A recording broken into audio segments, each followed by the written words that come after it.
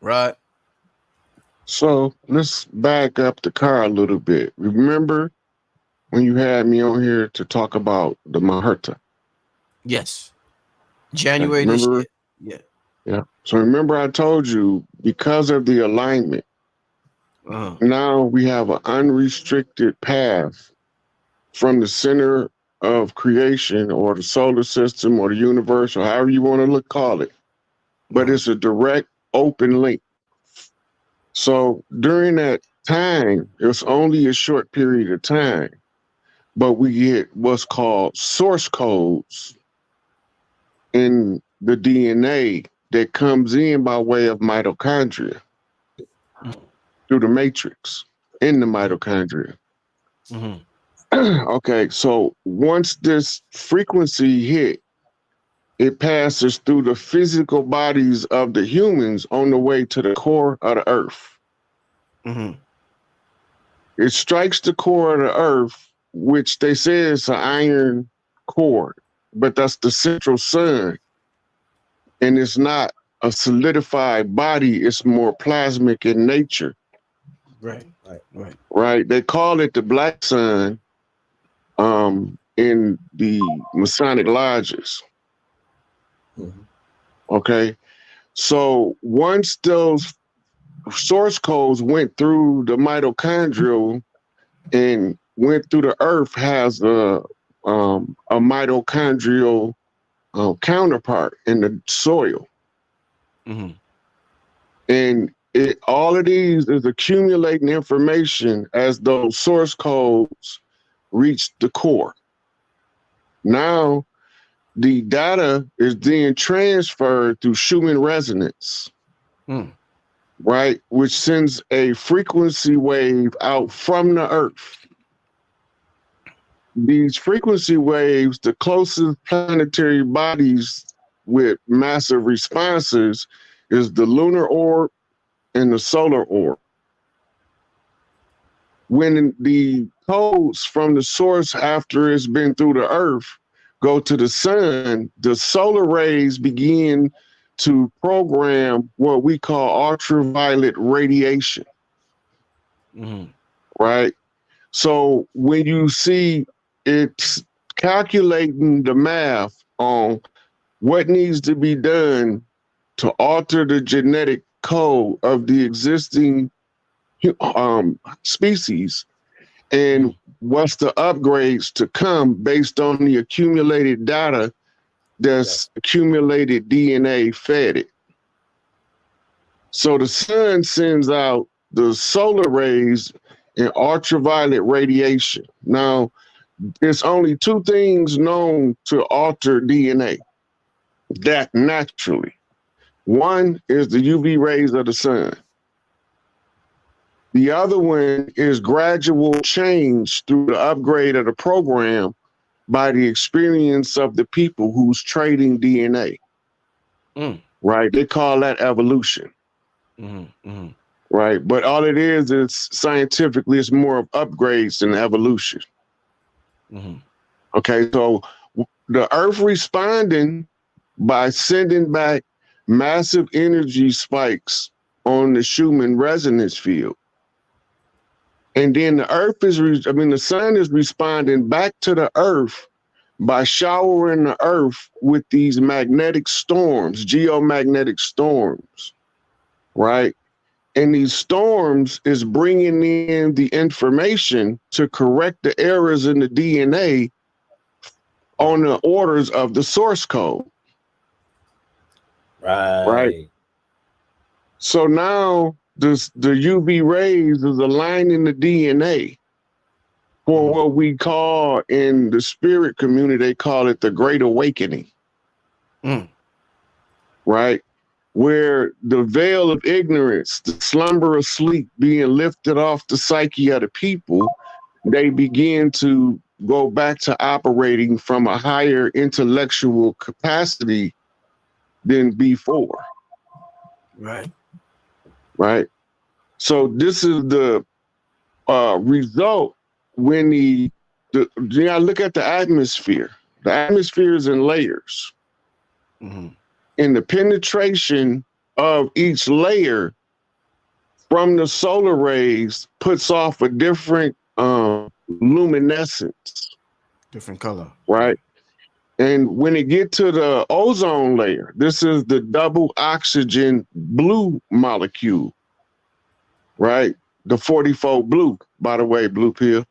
Yes, sir. Crooked Man walking Angel Bay, which mean that these not only are these lighten up the atmospheric layers, it also has the propensity for massive, what we call lightning storms. Yeah. That's taking place in Ohio right now. That's what we call Crooked Man walking across the land. Yes. The shocker. Yes. Walking lightning. Hold up. Why you? Because I had something. Why did you say Crooked Man walking across the land? Right. Because I want to ask you something real quick, and I'm curious to know why. That's the symbol for walking lightning, or what we call tribally called lightning storms. Yes. When the tribes call it lightning storms, they don't behave the same way as when the earth called for them. Right. Real quick, Rod. So the reason why I asked you that, when you first came on the scene, Rod, you kept talking about, because I thought you was from LA at first, because you kept talking about when the brothers started crip walking, right? You just kept talking about, we kept talking about crip walking a lot. So we got the, and by the way, Rod is going to be on my Patreon this Tuesday for the Not Like Us. It's going to be called Not Like Us, and whoa, family, it's some censored shit in there. It's some all types of information in this presentation that's going down this Tuesday on Patreon. So make sure you're there. But you came in the community and you mentioned crip walking a lot and dancing and how that was going to shake shit up in the spirit realm or whatever. So fast forward, we got a situation, the biggest rap battle in the history of hip hop, arguably, and it took focus off the battle that we, me and Rod's going to talk about that battle that's happening overseas. We're going to save that for Patreon because, they got all types of rules and shit. But more people were paying attention to this battle with Kendrick Lamar and Drake. And the final blow that everybody was like, Kendrick is the winner. It was like a celebration. The celebration song for Kendrick winning is Not Like Us. And the reason why I bring that up, everybody, it sparked a new wave of crip walking. This is the anthem. There has not been an organic anthem to come out like this in years, family, in years. And he got the whole world crip walking. When the video drops, I'm warning everybody. When Not Like Us, the official video drop, this crip walk shit is gonna be.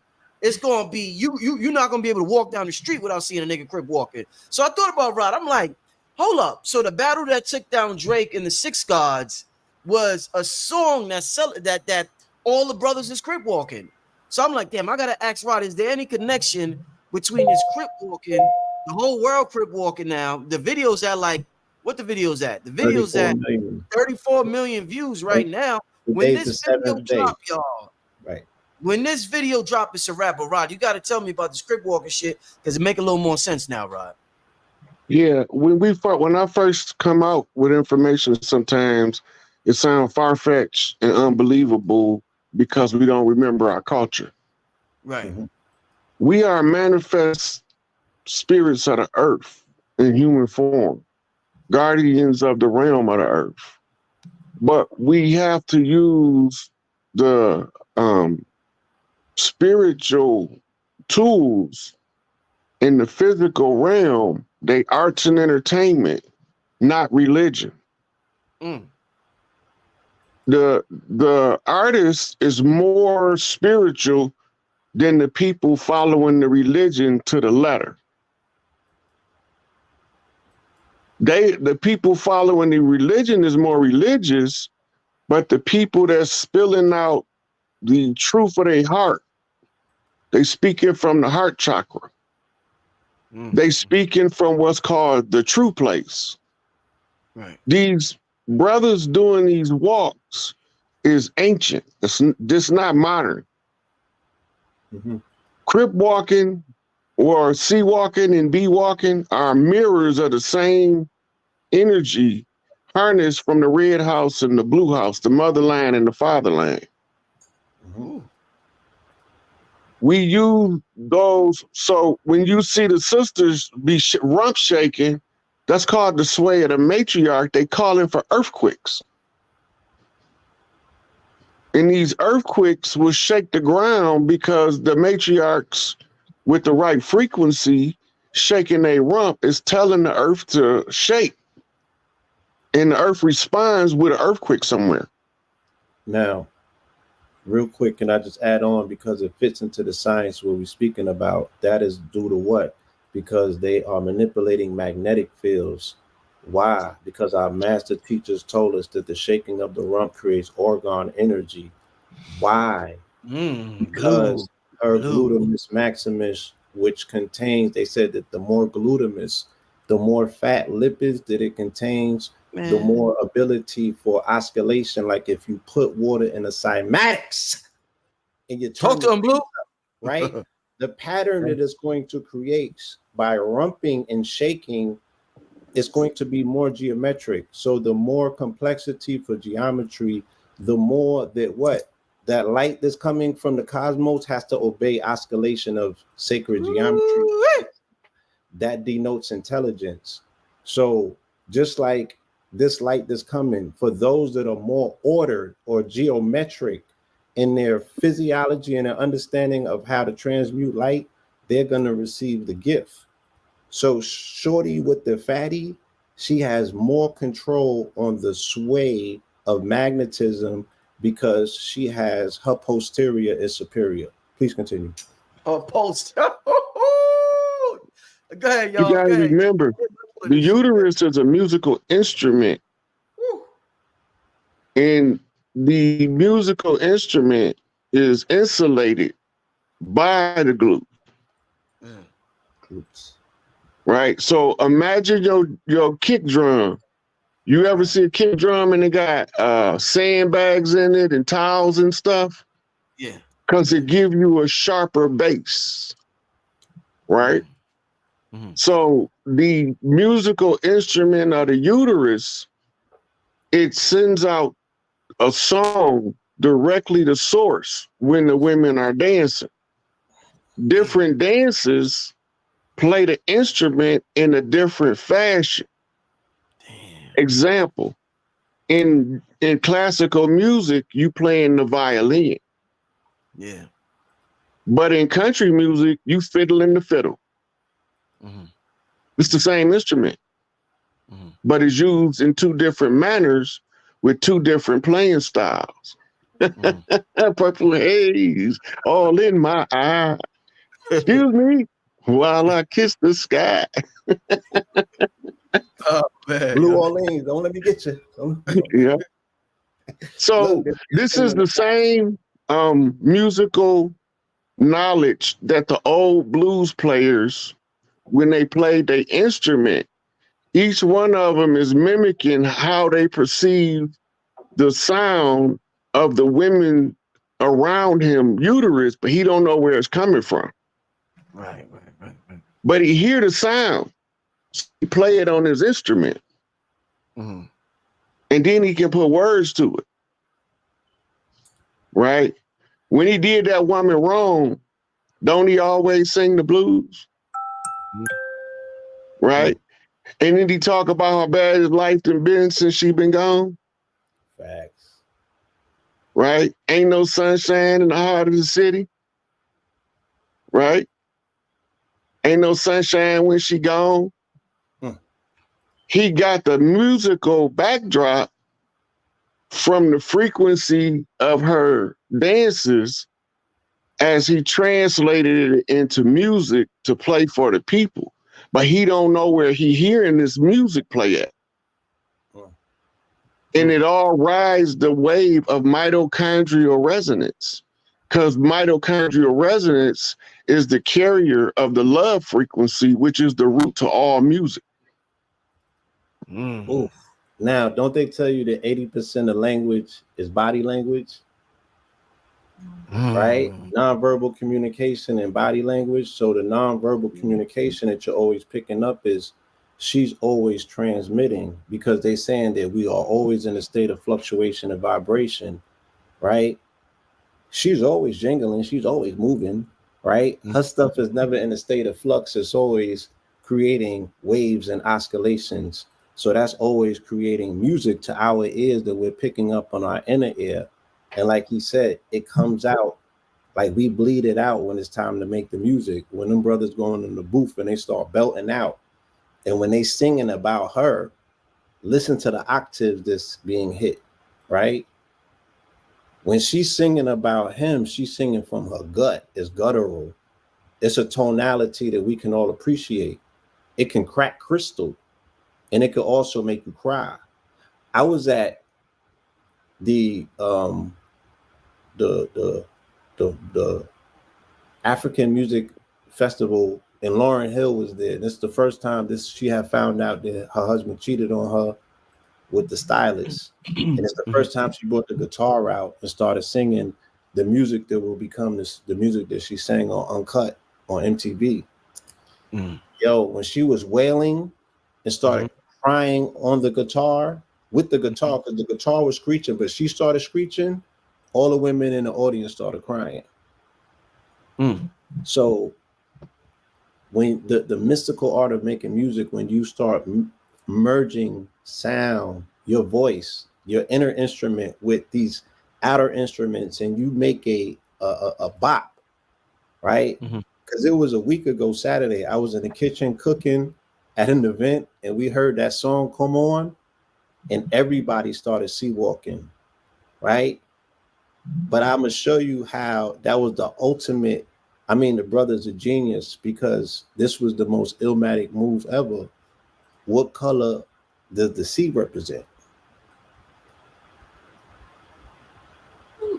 What color is the Crips? All day long. True blue.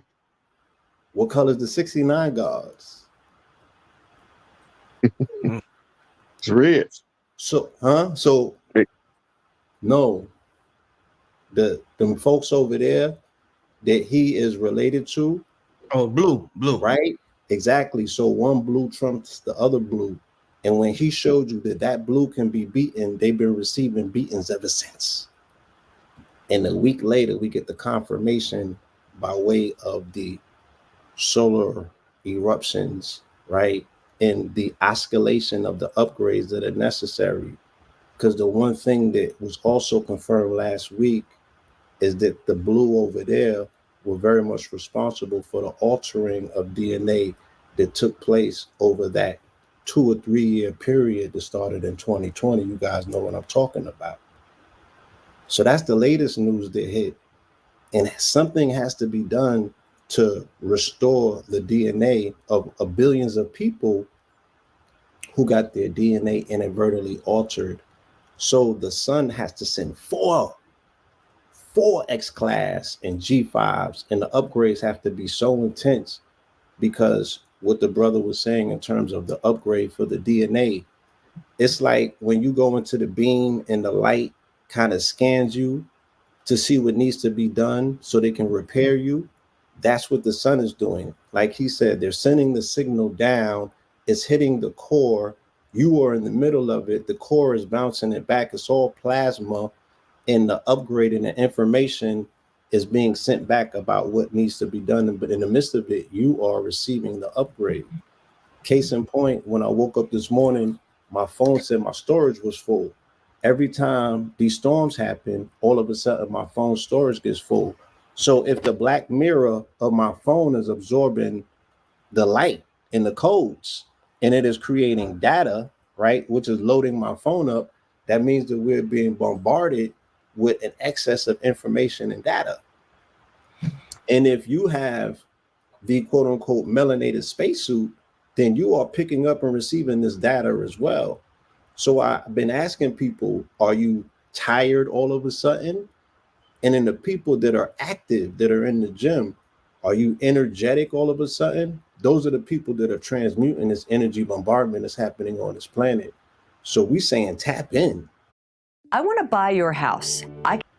Because there's a lot of latent available energy and information for you to utilize for upgrade. Okay, look, this is me and Blue Pill coming back together. Was it 2 years later?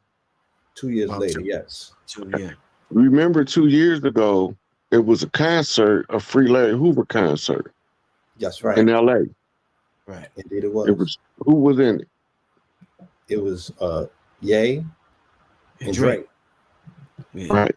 Now, at the time that was going on, it was a chapter or a book in Revelation was playing out in the stars, where it said that the woman was heavy pregnant with child, and she was in labor, and the dragon was waiting to consume the child at its birth. At its birth, yes. Okay. That's what the star alignment was when they did that concert. Now, in the Gemini constellation, Virgo constellations are preeminent at this time, because while the dragon is waiting to consume the Gemini, the twin pillars, is what she's holding on to. Right? They have art from Christian artists' rendition of the painting showing the dragon waiting to devour the child, and the woman is standing there, she's holding on to the pillars, and she's pregnant. And the reason why they're showing that, because they're showing us an artist's rendition of a stellar event, right? So now they wrote about it, they painted it, and it played out in the stars. Now, there's something called a turnaround. When the energy come back that's been put out. What's Kanye's zodiac sign? It's Gemini. What's Kendrick's zodiac sign? Gemini. So Drake now trapped between the two pillars. The two pillars, yes. Which is the Gemini flip. Of the beginning flips the end as they slay the dragon. As they slay the dragon, right. This comes from the hero's journey. If you go back to all of the great heroes, they all had to save the lady from the dragon. Yes, the damsel from the dragon. Right? The hero's journey is the blueprint for the pretender to the throne to have a seamless transition of power. As one age closed and a new age open, the people that's responsible for it, they watching these stellar events, and they watching what the people wrote about these stellar events, and then they watching how is it playing out in the human arena, because we playing the parts on Earth in our day-to-day life, never knowing that we all imitating one of them stars in the sky. That part. So when we see the codes come in, they binary codes, it looked like the streamer in the Matrix. But that's not how the ancients told us about it. The ancients showed us long arms reaching from the solar orb with hands on the end, touching on the family. That's right. Yeah. Right? It's the same thing. It's the data, the upgrades is telling you the holy drama. What we about to go through is already something that the ancients have mapped out by following the stars for a prolonged period of time. Yes. Cycles repeat. Some cycles take longer than others to repeat due to the amount of distance between the 2 points in which the energy returns. So this gives you a varying turnaround time. Some women have instant manifestation where they could be sitting there, they clasp their hand over their uterus and say, I sure need $50 to feed these babies. And then 2-3 hours later, somebody knocking on the door with a $50 check that they where she overpaid something 5 years ago. And she ain't had no knowledge of it. Did it really happen, or did her manifestation cause a Mandela effect? You see, so when you when you put it all together, it's explaining itself as it's playing out. We watching it, trying to figure out what it's telling us. When was the last time the solar flares hit the U.S. in the manner in which it's hitting this weekend? Because once again, for those who came in late, this is something that not happens in the U.S. This is something you usually go to Norway, Denmark, Iceland for this. So when was the last time this happened? They said something in this magnitude hasn't happened in over 20 years. But the major Carrington event happened in the 1800s. This is unprecedented in scope because the northern lights, right, reach all the way to the south. There's places in Florida that have even experienced it. A G5 solar storm says northern lights could reach all the way to the Caribbean. So we haven't even officially seen the hit of all hits because it just hit off the sun yesterday. So technically the gamut of it won't be here until tomorrow, for real. On Mother's Day, right? Salute to the Umis out there. What a way to inaugurate and show up, on a Sunday of all days. But yeah, they said about 20 years, but people in our lifetime have never seen this. And regardless, it's like even the conversations around the eclipse, let's put into perspective the time that we exist in now. Let's give preference to the now moment, right? So with everything else that we're seeing, for people to be seeing this particular event, and people have paid more attention to the skies this year alone, and we're only 5 months in, than they have in many other prior years, right? And then they're seeing all sorts of lights and ships and things in the sky. It's a very active, event that now people are so much more engaged with the entirety of this particular ecosystem we exist in. Remember last year too, this is happening on Mother's Day. Remember last year on Father's Day was when the Schumann resonance went crazy. Right, it's spiked out of control. Crazy. So that's Father's Day, and now this is happening Mother's Day. Right. Again. When the fathers were celebrated last year, remember that? There was an outpouring of love for fathers, and all of a sudden the Schumann spiked.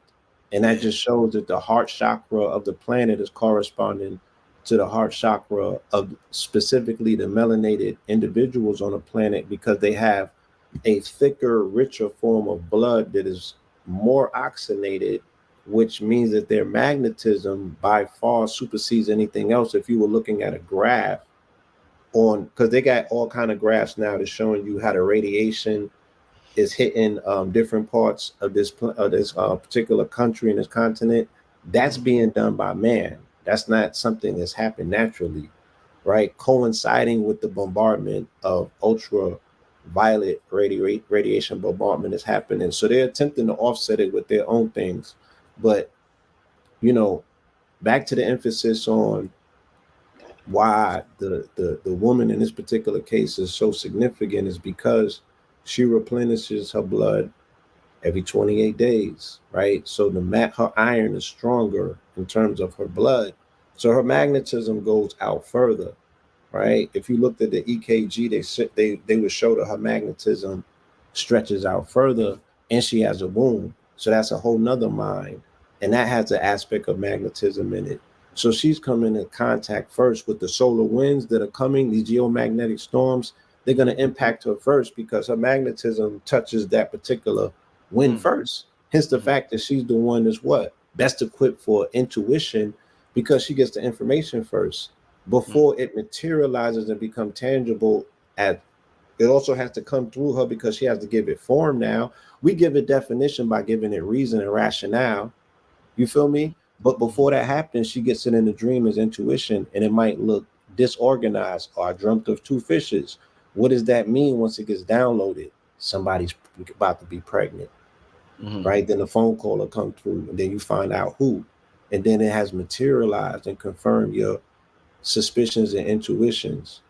So let's keep that in mind, you know, that tomorrow is really a day to celebrate her for the way that she corresponds with the Father who sends the commandments or the instructions. You know what I'm saying? And she has the information about how to put the play together. And we end up down here on this plane as the play. You feel me? You gotta also remember, Blue, her mitochondrial is the relay of spiritual information into all of humanity. It's the power, yes, and it's the powerhouse. It's look, not only that, if you go and Google it right now, that's where you can find the matrix. There's a blue gooey substance inside the mitochondria, and it's literally called the matrix. So when we say there's no escaping the matrix is the mother. Hence the fact that that's the root word of matrix is mat, which is the matter of mother. So the matrix is physically inside of your body. It's in the mitochondria, which comes by way of our umis. And let's just pivot real quick. The interesting conversation is being had about what happened last week, and the focus that was put on the difference, not about race, but about ethnicity, right? And the observation was, they're not like us because you are your mother's child. Even for that sect that he bangs for, the six guards, it's a matriarchal one where you only receive descent through the mother. You feel me? So it's an observation about mitochondria, how information and bloodlines is handed down through the mitochondrial lineage by way of the mother. And this is how these particular religions and situations have been set up. This is how these covenants have been arranged. You know, these are some deeper conversations that, you know what I'm saying, I hope we can have on. Maybe I had to tap into the to the Patreon with y'all so I can really to it. Yeah, that's a Patreon conversation right there. Definitely. We the inheritance comes from the motherland of the wealth of the family. Yes. So the mother disseminates the wealth to the children. If you want to undermine that, supplant that, Yakub that, right? You replace the motherland with the patriarchs, and you have to create a fictitious system, which is an elaborate illusion, a David Copperfield trick to make everybody believe that the mother is irrelevant. So you erase her out of your religions and you push a homosexual agenda in order to feminize the males so they don't stand up and fight for their mama. Right. That's what this is about, huh? That's the root. That's the root of what this is about, right? Do you think, in terms of the Northern Lights, when we hear about it being in Norway and Iceland, and just the name alone, Iceland, it's so inviting to melanated folks. We don't want to go anywhere that's called Iceland. Do you think these areas with these stellar events for the majority of the year, I mean, just absolutely beautiful events happening in the sky constantly, do you think these places are the weather's heavily manipulated in these places to prevent people from going over there? Or do you think the weather might naturally be as cold as it is in some of these places? Look, I was just having a conversation earlier on Facebook with a guy, and I was telling him, HARP is turned off.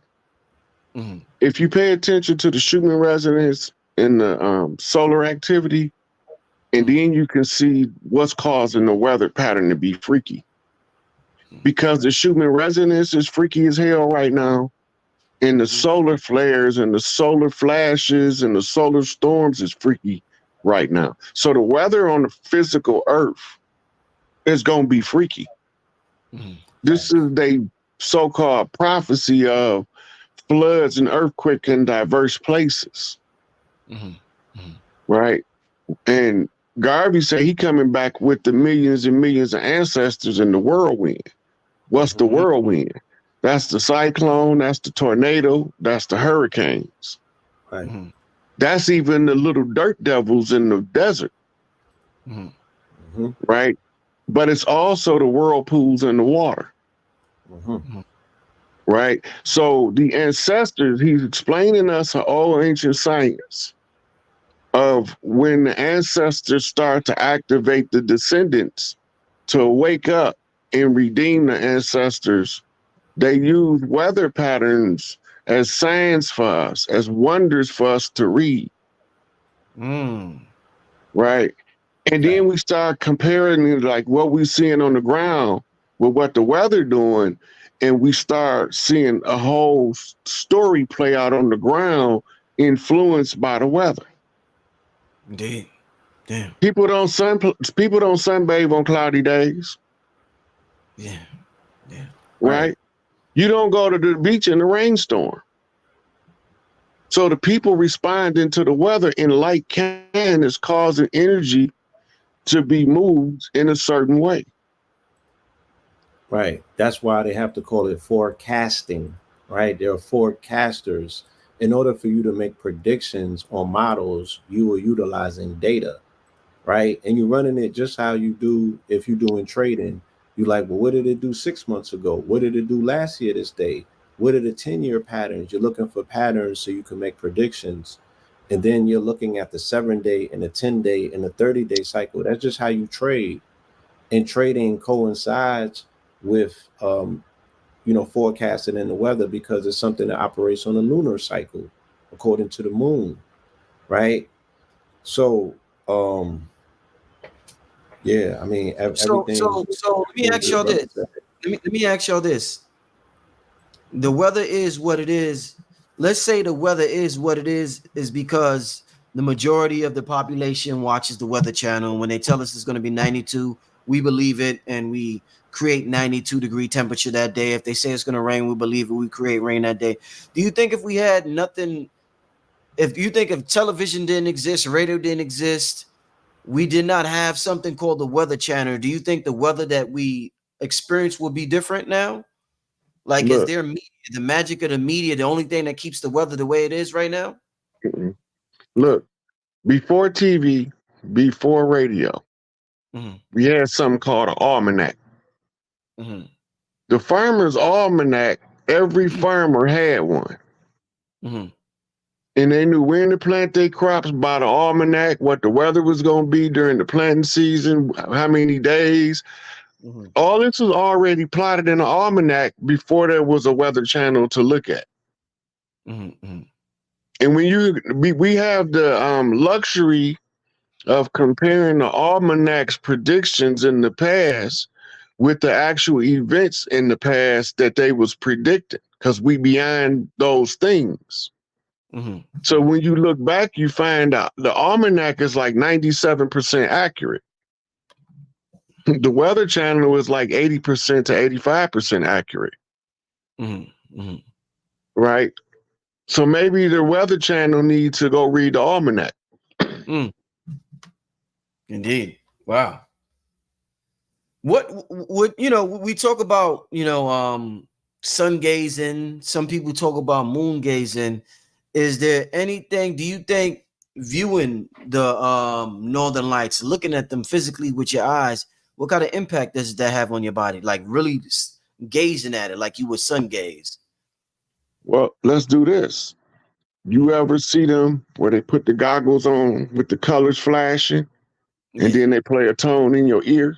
Yeah. What that got a name, don't it? Yeah, I just can't remember it right now.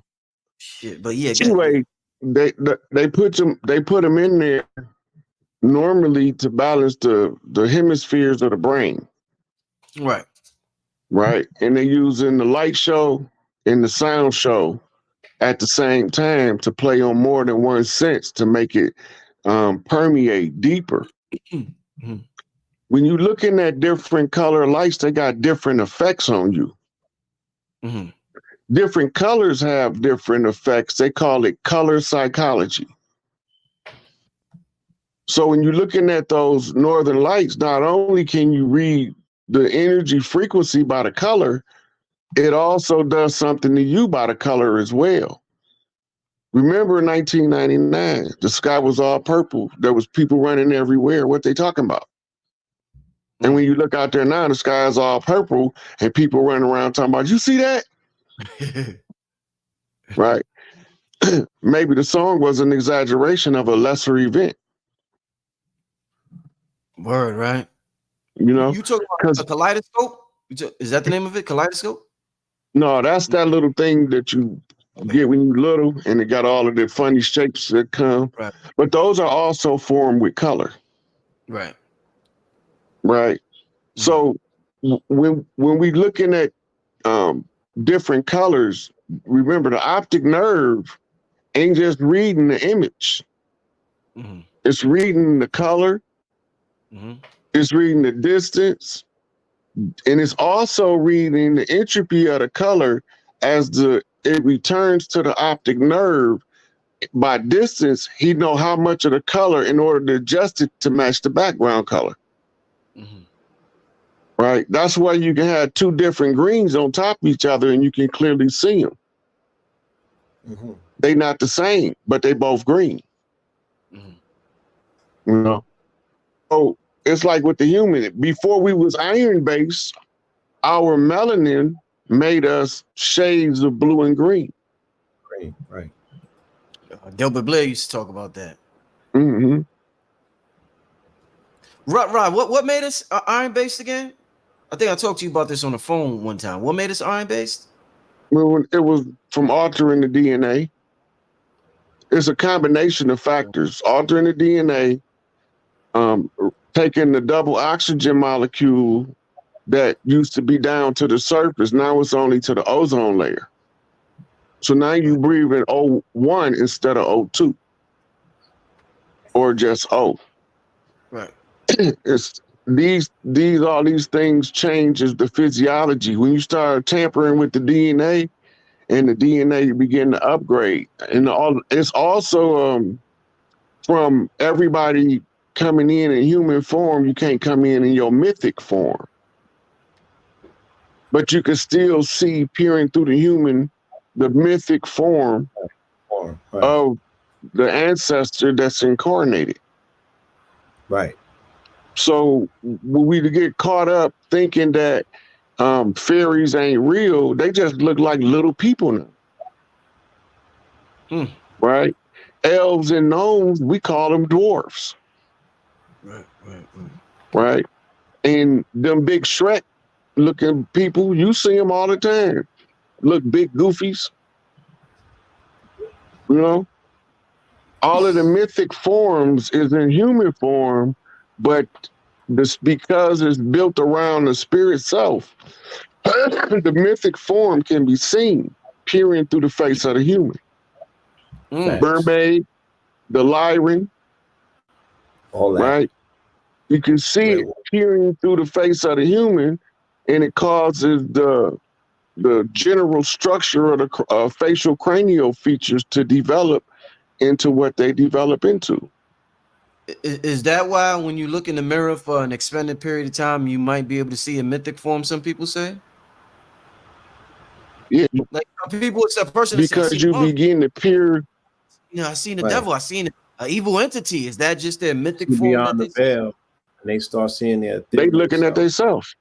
Right. Yeah. So, especially when you look, the first time you face to face with yourself, for real, for some people, that's the most terrifying reality they'll ever have. Being face to face with themselves. We call it shadow work. We call it facing your inner demons. Right. I talked about this on the show with again, I'd say it later. I want to tell people something. Okay, right. So when you start facing all of the stuff, you like, for instance, the same person that can't stand so-and-so because they always sticking their fingers in the pot, walk right behind them and they mad because they didn't stick their fingers in the pot first. Woo. But they want to complain about him sticking his fingers in the pot, so they don't seem petty by just complaining about him sticking his fingers in the pot first. Oh man, some hella psychology. All this stuff is to scramble the mind and keep us confused as to who we are, what's going on, and everything gonna be all right. And it ain't no doomsday prophecy. All them doomsday sayers and all that, They probably gonna be the ones with the doomsday for the dirt they did. But the rest of us regular people, the average person is inherently good. Mm. It's the exception to the rule when you come up with the rotten, the no good people, the ones that sell you out for a little bit of nothing. That's not the norm. But the damage they do is so catastrophic that it becomes common knowledge that they exist. Mm. We all know it. When this dude come around, guys start tucking their chains in like Debo coming. It's a Debo in every hood. And it's a Craig in every hood waiting to bust him in the face with a brick. Yeah. Who don't really want it, but he ain't backing down. Indeed. So we started out early in the conversation talking about music. Blue, I talked to you briefly a little earlier on the phone, and you mentioned the sound of the Northern Lights, the sound that it actually makes. So Yes. if we could talk about the sound that is produced by this stellar event. Somebody earlier said that it was loud in Arizona when they seen the Northern Lights. What's the deal with the sound that these Northern Lights make? Can we talk about that for a second? Again, the emanation of light, right? It creates a sound because there's an oscillation involved. We're speaking about waves, and waves create sound waves. So the information that is being relayed is an actual conversation that's being had. The way that we pick it up in terms of tonality, we call it's music. It's just, it's the music of the spheres, if you will. So once again, they said that there's a collision of magnetic fields. The sun's magnetic field is colliding with Earth's magnetic field, and they are making a quote unquote a sound, or they're making beautiful quote unquote music based on the information relay that's taking place. That's a whole language. And once again, I would ask, based on cymatics, if sound and light can create matter and form, and we are ourselves forms and vessels, if we are absorbing these sounds, what is it doing to us? What conversation are we having with these cosmic rays? Because that sound is information. We're just hearing it. Indeed.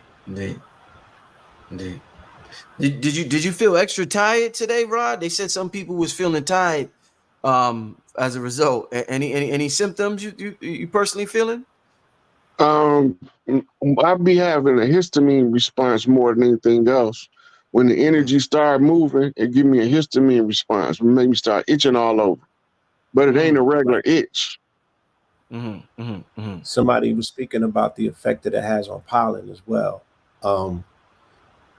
I don't have sinuses or anything of that nature, so I can't relate. But some people in my chat earlier, they were speaking about it has a positive effect on the pollen count. It's like my pollen ain't that bad right now. So, but really, that's the ionization. Because remember, bees use pollen to fertilize flowers. Right? The coals have to upgrade all genetic matter. Flowers are genetic matter. So the pollen being ionized by those same energies is giving it a whole bunch of what we call neutral additions to it in order for it to transport more information in the genetic field.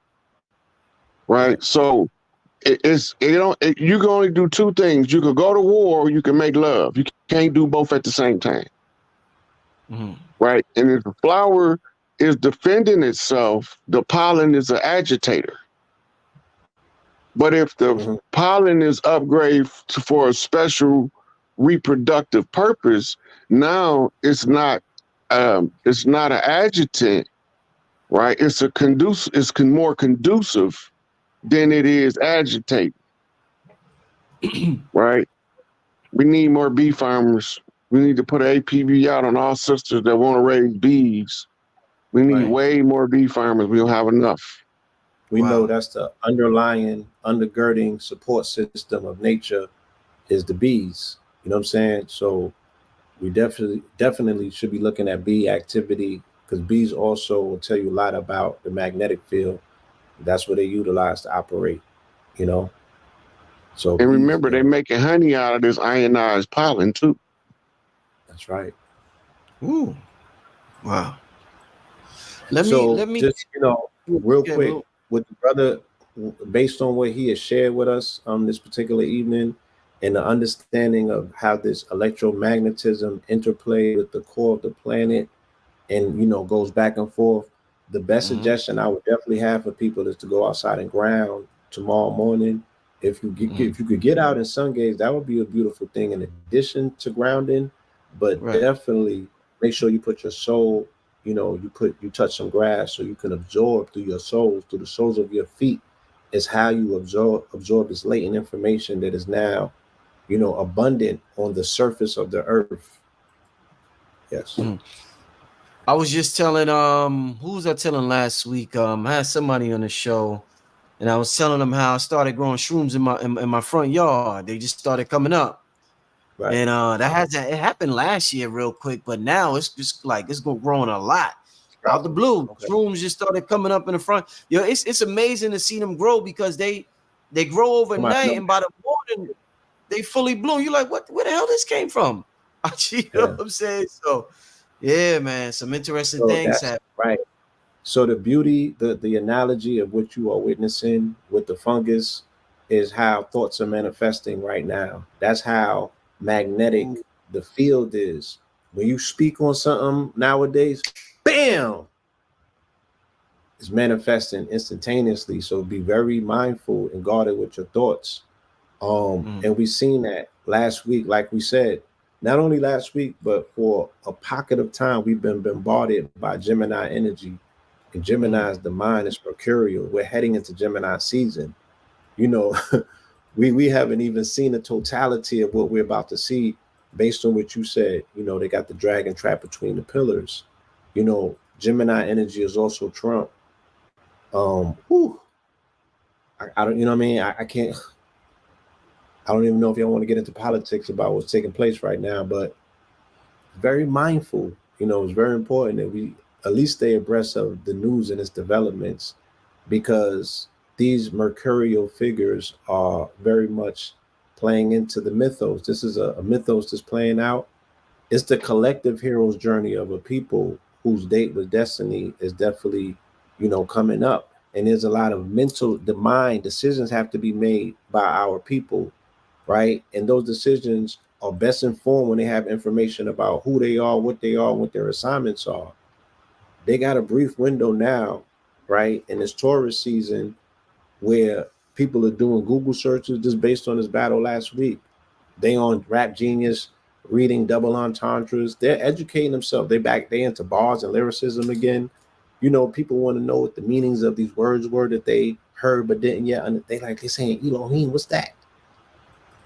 So there's an interesting conversation. Our people, once again, realizing what their collective power is, when they said they not like us, and then they shut down Vlad, to be like, yo, this conversation don't have nothing to do with you. And they said it firmly.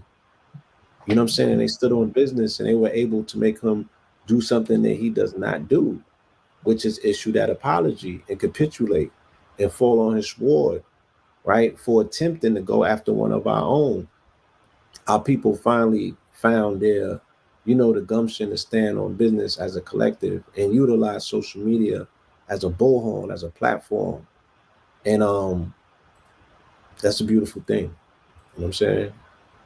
Indeed. Let me get to a few questions. I got about 15 minutes left. Let me get to a few questions before we get out of here. Let me put I see somebody asked about Rod's Cash App. I'm gonna put Rod Hayes and Blue Pills join up on the screen real quick. I know Rod is sick, Ape. Hey, give me some questions, fam, while I'm doing this. Give me some questions. Let me see. Blue Pill is... What's your Cash App, Blue Pill? Blue Pillar 44 $. Oh, So all right, yeah, all right, family. If y'all wanna support these brothers real quick, hit up Cash App real quick, family. $ Sick Ape. That's Rod Hayes joint, and Blue Pill is $ Blue Pillar 44. I mean, these are just the year started out, man, with Rod talking about the Maherta, and the year just has not let up. It's just been nonstop action, fast paced this year. I mean, 2024, what a year, right? What a year. 2024. Wow, what a year. We're gonna get to a few questions before we get out of here. Once again, if you want to support the brothers, Rod Hayes Cash App is Sick Ape, $SIKAPE. Blue Pill is $ Blue Pillar 44. Let's get to these questions. All right. Somebody wants to know, will this event affect the appetite? Some people, you gotta follow. You can start eating by and start eating by instinct. If you ain't hungry, don't eat. If you're hungry, eat. But your appetite can be affected, and sometimes some of us won't be able to eat for days at a time, and then sometimes we be gorging for 3 days in a row. So the energy gonna move you what to eat, when to eat, because you're gonna have a unnatural craving for something. That means go get that. Right? Yeah. All that's part of spiritual awakening. Because your body know where chemicals at in the food that you ain't and didn't even know was in the food that you need, right? Yeah. So when you're going through an awakening, you had them strange cravings. I want to eat pickles and cucumbers dipped in ranch. I ain't never ate that shit before. Now all of a sudden I want that shit. Right? Because now something in my memory in my body saying the last time we was able to find that combination, it was in the pickle and it was in the cucumber. And it was something in the ranch that made it palatable. Feels like a dream, feels like man. Right. So the body is talking to us. If we don't listen, then we don't listen. But it will affect appetite. Sometimes it'll give you a redundant appetite where you only want to eat one thing most of the time. Indeed. All right. Let's Blue, you want to add on to that, or you want to go on to the next one? Again, he said, as he said, it's a personal journey and a personal decision based on a person knowing where their spiritual aptitude is at in the moment. Me personally, I would eat light. I would attempt to, because I understand this whole aspect of the body being able to use energy and retain energy. So I wouldn't necessarily want to eat anything heavy right now. I won't want to keep the body open to these downloads. But I'm also going to obey my body. If my body say, this is what we need, like he said, think about the body the way that we're being taught about ChatGPT, right? They might source 2 different things to come up with a conclusion for an answer. So if the body's looking for certain minerals to qualify, it knows, like he said, from memory, because when you touch things or you taste things, you lodge a memory. So it's like, we're going to take, we need this particular mineral that you can find in cucumber and this particular mineral that might be in ranch. And we're going to put those 2 together, and then it gives you an image, it kicks it out, right? A prompt, and then it prompts you to go and find that so you can qualify what it needs to be complete. It's your AI agent. That's how these computer things are working based on them studying the physiology and the biology of our bodies. Indeed. Look, somebody in the comments said pickle is a cucumber. Well, I'm glad they mentioned that because people don't understand. When you process the cucumber into the pickle, it changes the chemical composition of the cucumber. It does. So what was in the pickle ain't in the cucumber. And what's in the cucumber is no longer in the pickle. 2 different, right? Right. So because the chemistry's been changed. Right. So the body will put that together. Boom, boom, boom. Damn. And tell you. Right. Pickling something is a process, like you said.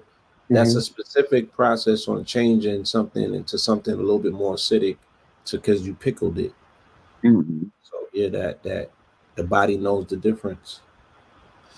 All right. Somebody wants to know, are there any rituals we should be doing to get those downloads from the auric field,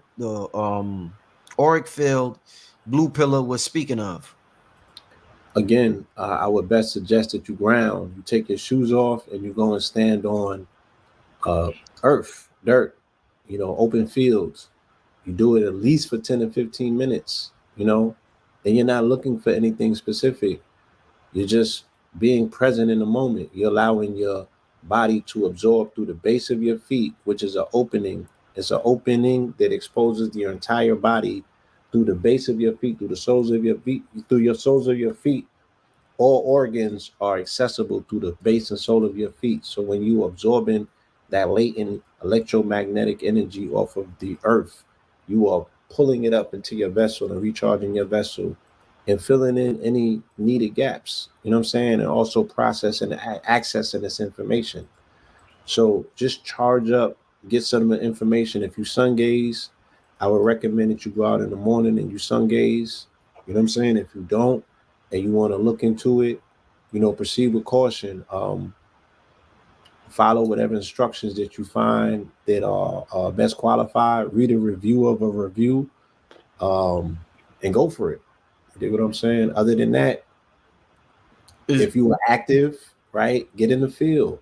If you hit the gym with extra vigor. You know what I'm saying? Anything that you need to do to process energy into activity, that's what you should be doing. Is there any spiritual advantage, y'all, of putting we've seen people and other coaches do this before, since a lot of people talk about grounding, putting dirt all over your face, just putting the dirt. What does that do you feel? That's a ritual in and unto itself, and then different cultures do it for different reasons. Mm-hmm. Right? When you read about them doing it in I think it's the book of Obadiah in the Bible, they're doing it to represent grief. Mm-hmm. When you go to India, they put the sacred ash on their face. Mm-hmm. Right? And that's because Hanuman covered his whole body with sacred ash, because he say, the way I'm made, I need a whole bunch of blessing. So he said, if a little bit of it is good, I got to cover myself with it because I need a whole lot of it for what I am. A lot of it. Right. And then you have the monks that emulate that. So you got different causes, different purposes for putting the dirts and the ashes on your skin. And some African tribes, they turn the ash into paint and put art on their face. Right. But it's all for a different purpose. Peel mentioned something a minute ago about the feet. A lot of people don't know you have a chakra in the instep of your foot on both feet. Just like you have a chakra in each of the palms of your hand. Mm-hmm. And when you grounding, the earth is the most stable energy on earth. Everything else that's stable on earth had to be attached to the earth for stability.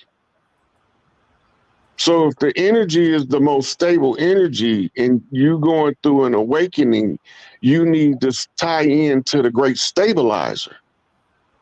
The other strategy is the trees.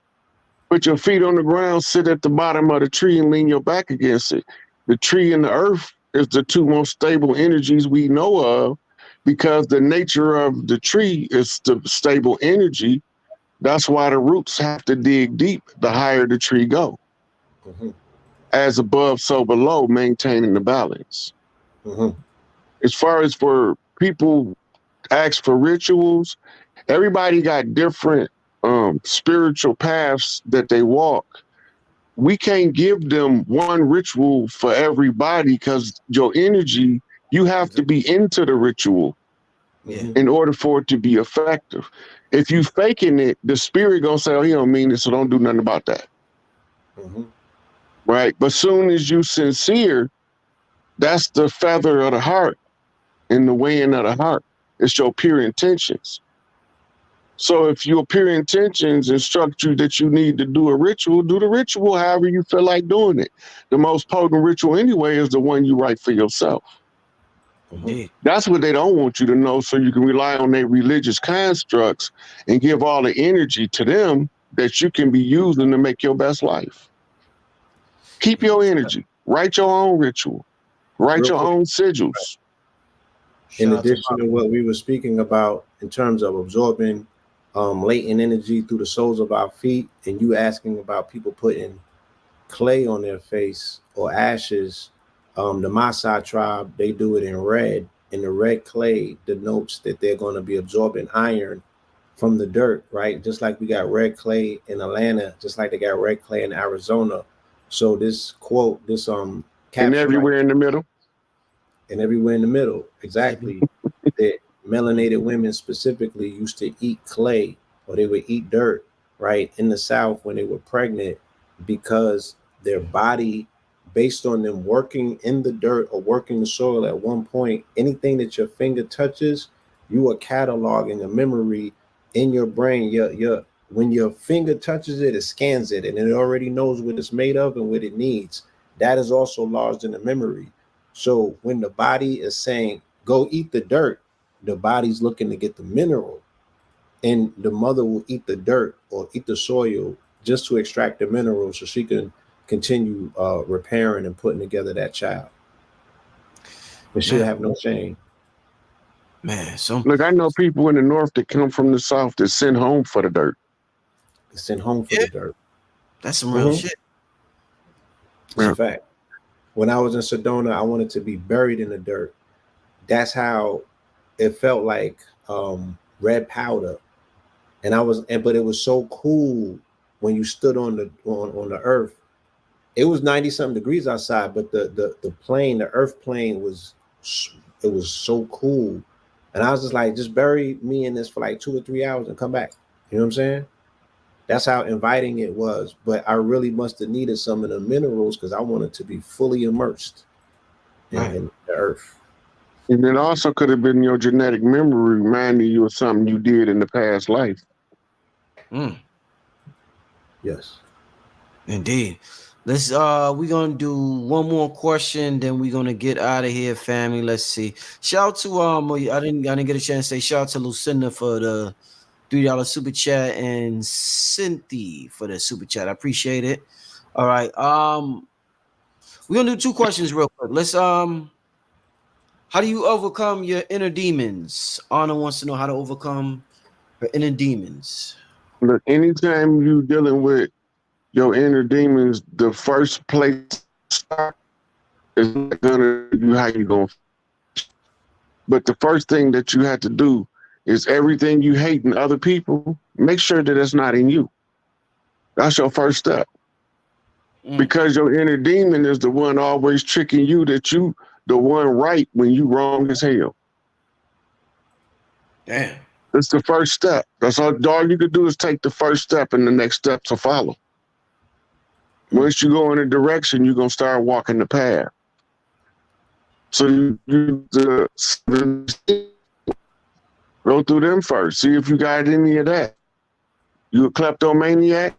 You a sex addict? You know, go through the 7 deadly sins. You a glutton? You lazy? Then fight that shit. If you find that you inherently lazy, every day find something to do. Because now you are overriding that negative trait, and that's called slaying your inner demon. Also, your inner demon is unresolved traumas. As long as the unresolved trauma continue to affect your present life, you living with a demon on your back.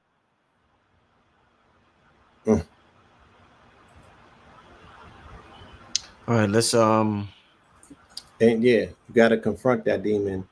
And one of the suggestions made earlier, that might be one of the best ways. Lock yourself in the bathroom, right? Do what you do to focalize yourself. Some people get high as a kite to do it. Some people are just that sincere about wanting to confront their demon and look in that mirror and speak to that demon. Develop a big homie voice in your head that you can speak to that part of yourself that you know is weak. Because if the demon is strong, you've already lost. You got to speak to the demon like it's weak. You got to start speaking to yourself. What are the things about yourself that make you most uncomfortable? Because those are the things in other people that are making you comfortable. What is it about you that makes you uncomfortable? Ask yourself, why is it? Ask yourself, what do you need to do about it? And then command yourself to get it done. Start speaking to that demon like it's your little nigga and subordinate it. Put it in the place that it deserves to be. You know, I'll call you forward when I need you. Other than that, fall to the back. So shut your ass up and go make some beats or something like, you know. Metro Boomin. And look, most of those demons are generational curses, which is energy from an ancestor.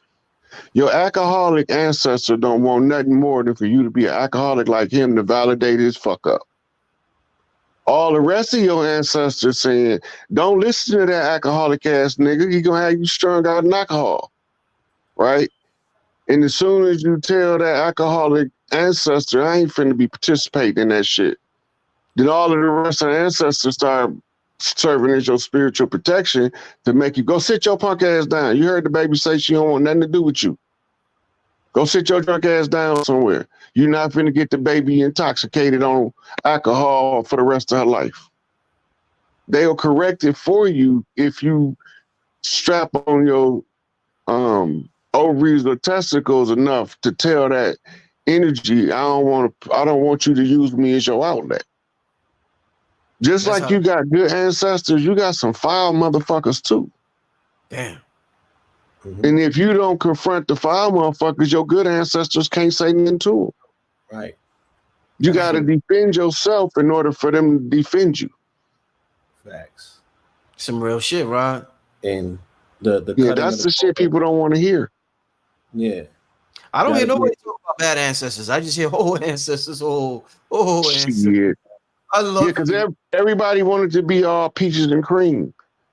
Half of these niggas' ancestors was the ones that sold out everybody else on the plantation. Mm. And now they over here trying to convince us that we from somewhere else so they can support that same bloodline bullshit. Man.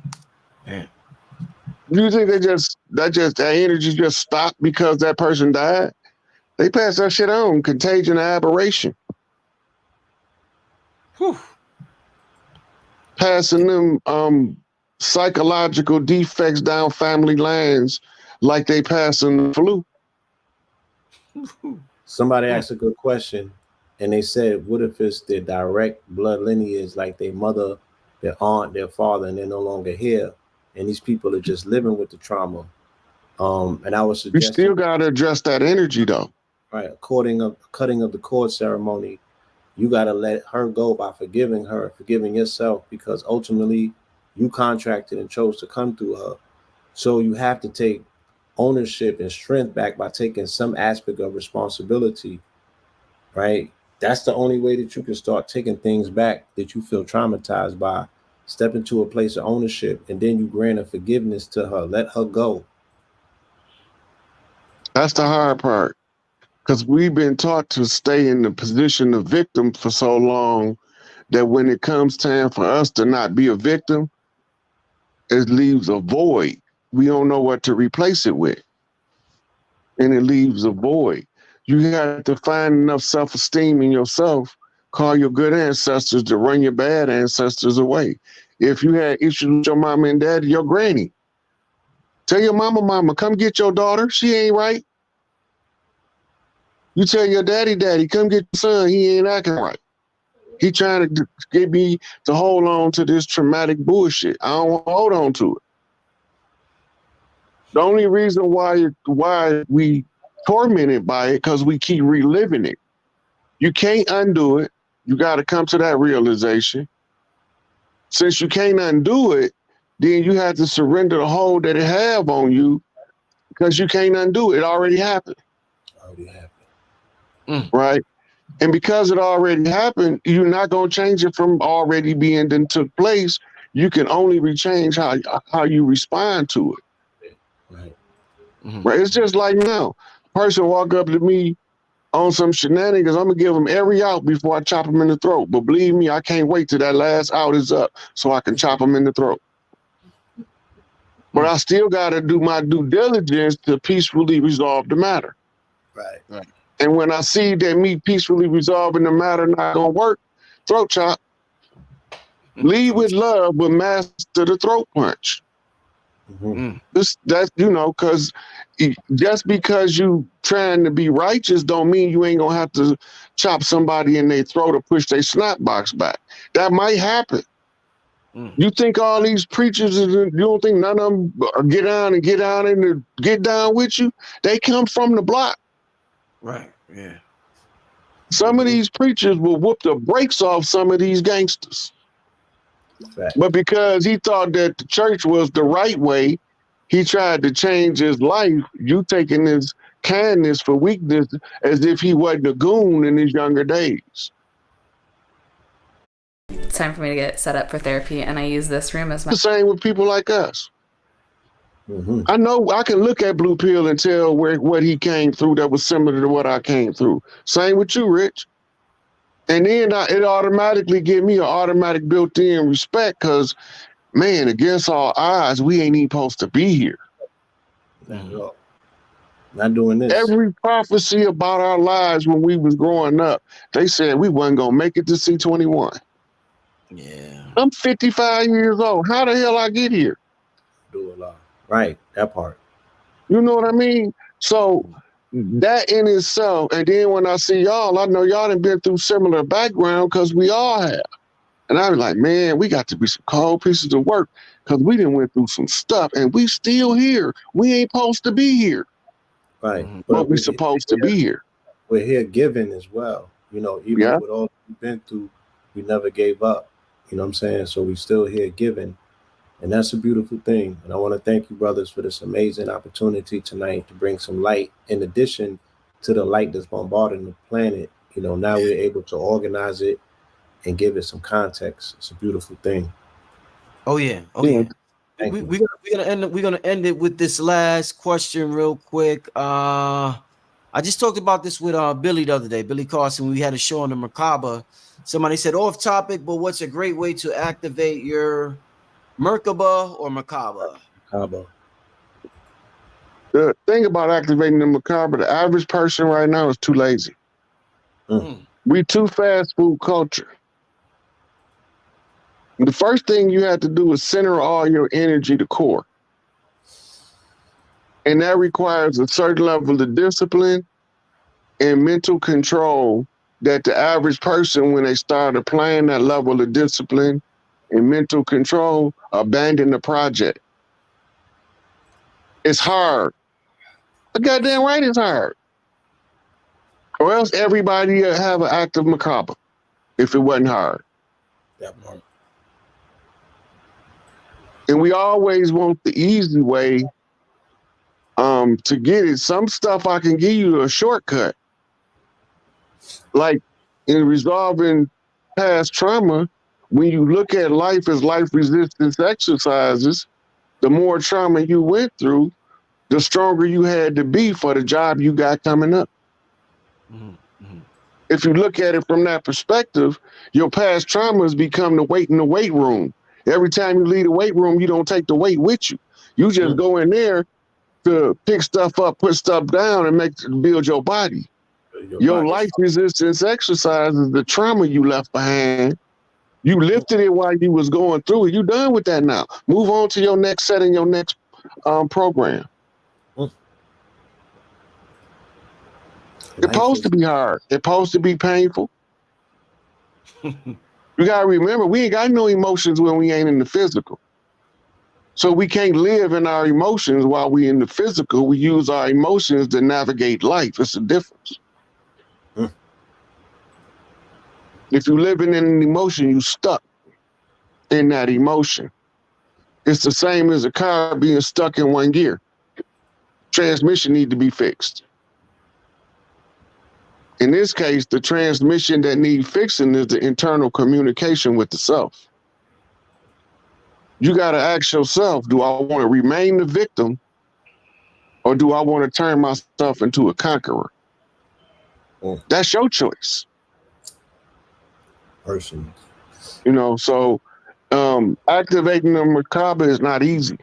I can give you 1,000 tips all day long about doing this part to activate this and all that. But most people are not going to do all that shit. It's too much stuff. It's just too much stuff. They're not going to do it. It's just like people be coming on Chief Why Not, asking him about his airbending, how long it take them. He said, I've been doing this for this long. They said, that's too long. You got to start somewhere. Mm. Nobody won't take the first step, and they wonder why they can't get the journey of 1,000 miles completed. Because you won't take the first step. If you take the first step, you might end up on the curb in front of a taxi that's there to take you to the airplane to get you on the third journey to 1,000 miles in short order. But you thinking that the only way is to walk because you cut off your vision. But when you make the step in the direction of the journey, the road opens itself up. You don't have to open it. Mm. It's the same with developing any spiritual faculty. You got to be willing to take the first step. And then you got to be disciplined enough to continue to walk. As you learn, each step got a different angle that you got to step. Right? And the more that you do that, the more you begin to see, this shit easy as hell. I just was too lazy to do it. Yeah. Yes. The magic is in the momentum. So the answer that one is looking for is along the journey that one should be willing to take. Let's start with breathing. I was just looking at our video from 7 years ago, Brother Rich, when we were breathing in the park with the children. Yeah. Because I was about to update it and do a breathing technique, based on, do another breathing video based on some new techniques I've been learning in the gym, how to do double and triple breaths. The things that are necessary and needed to take it to that next level, that Uber level. And like Brother Rod said, very few people have that level of discipline to turn themselves into the machine and the mechanism that's necessary to activate their Merkaba. But one of the key ways is to really first focus on diaphragmic breathing, because it's going to, visualization and breathing are two of the things that are going to be of the utmost importance to activate the Merkaba from the discipline that I was taught. You know what I mean? Like you said, there's different ways that people teach it. But I'm definitely going to be doing an updated video on breathing. It's going to be like a breathing 2.0 though. This is not necessarily for beginners, but I want to offer what I know. Indeed. Wow. Before we get out of here, y'all want to leave your contact info for the people so they could reach out to y'all? Yes, mine is at Blue Pillar 44. That's on Instagram, X, Threads, and I believe TikTok. Bluepillar44 at gmail.com if you have any inquiries, any booking inquiries, what have you. And Black Cloud ENT.bandzoogle, spelled like Google.com, is where you can find me and Red's new project. We got the 48 Pillars of Power along with an ebook that is the hip hop handbook. It's like written like the art of war, and everything that we said in that book played out last week. You know what I'm saying? In this situation, it puts it into context. So that's Black Cloud. It's cloud is spelled KLOWD, and it's ENT.bandzoogle, spelled like Google.com. Peace. Yeah, I'm easier to find, less information. I'm on Instagram, at the Sick 8, and on Rod Hayes on Facebook. Otherwise, y'all can catch me over here on Brother Rich, or y'all catch me on the Young Elder. Indeed. And also, family, just a reminder, Rod Hayes will be on Patreon this Tuesday. We're doing a show. It's called They're Not Like Us. And we're going to be talking about some things that isn't YouTube friendly. So this is going to be one of them ones that's, it's perfect. I'm glad you said that, Rich. Yeah, it's perfect for the... You get it, right? Yeah, they be wanting to give us a hard time for the Patreon. They don't know the Patreon is for the stuff we can't talk about on YouTube without getting the channel shut down. Oh yeah. So you had to go to another channel where the people can access the information and still get it without it being censored. Mm-hmm. And we supposed to have freedom of speech. Lying ass bastards. Blue, Hank's channel is suspended, man, right now. Hank? I didn't know that. From that 2020 thing, the Jabberwocky. Wow, an old video at that. Oh, yeah, that's upsetting. The only thing that we can do is work on a solution. And, me and Red have been working on something that's about to materialize. And we'll get the last laugh. I mean, you know, we have to come up with a resolution. This is our challenge because we make great content and we know the value that we bring to it is never going to equate to what YouTube can compensate us for anyway. So we're doing them a favor and getting spat at in our face, and they playing in our face. But the only and making plenty money off us. plenty that we don't see. No, we don't. It's some beautiful things down the pipeline. What you say, Rod? Yeah. Oh, look, Rich, all them advertisements are gonna come up on your page on this show. They're not gonna give you none of that money. You gotta remember, all them people that's advertising got $20 and $30 million deals to pay YouTube. They're not finna give us none of that money. None. Yeah, this whole advertising. It's a whole nother conversation, y'all. But we gonna figure all this shit out, y'all. It's our destiny. So we're gonna figure this whole thing out. Want to thank y'all for tuning in. This Northern Light weekend, man. There's some beautiful things happening out there. Want to thank once again Rod Hayes Blue Pill for coming on the show. Oh, and also Rod will be back on Friday. So Rod's gonna be on the Patreon. We're gonna do our show that we can't do on YouTube, but we're gonna have one of our deep metaphysical conversations next Friday on the YouTube. So what's the Patreon is the same as my the name of my channel, Black Magic 363. You just go to patreon.com/blackmagic363. It's not on there now. We're gonna do it on Tuesday, and it'll be up by Tuesday night. All right, but yeah, he'll be back on the channel Friday. We're gonna be kicking it on Friday. But in the meantime, I want to thank everybody for tuning in. Saturday night, all y'all enjoy your Saturday night. Red and blue. I'm gonna say red and blue. Blue and Rod. I'm gonna see you. Hey, one thing before we leave, we talking about the Aurora Borealis, the Northern Lights. Have you been watching Blue Pill Hair this whole time? Yeah, man. It's in the cosmos, man. Enjoying the Oreo Borealis, huh? Oh yeah. Yeah. That's a beautiful Imagine thing. the earth, the hair is the trees. True. Yeah, like the hair is like phosphorus. So my hair is already like a light box. And when light hits it, it emanates different spectrums. You know what I'm saying? Mm-hmm. So I'm like, all of these beautiful features about ourselves, like, let's really take stock of this. If we children of the sun, if that's our energy source, let's eat food. You feel me?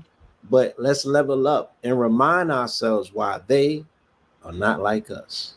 On that note, we signing out, family. See you next week, y'all. Take care. And happy Mother's Day to all the mothers out there. Y'all enjoy your day tomorrow. Happy day. Peace. All right. All right. Peace, family.